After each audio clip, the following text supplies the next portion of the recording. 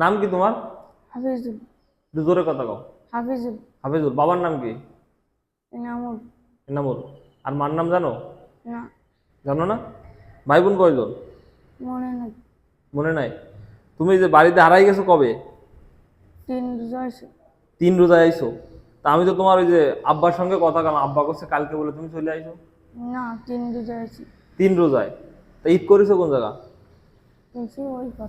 হ্যাঁ? ওই পর। ঈদ করেছো কার সাথে? ফ্যামিলির সাথে? না, তাই? একা একা। একা একা? তোমার কথা তো তোমার আব্বার কথার সাথে তো তোমার আব্বার দেখলে তুমি চেনো? হুম, চেনবা নে? আব্বা কি করে?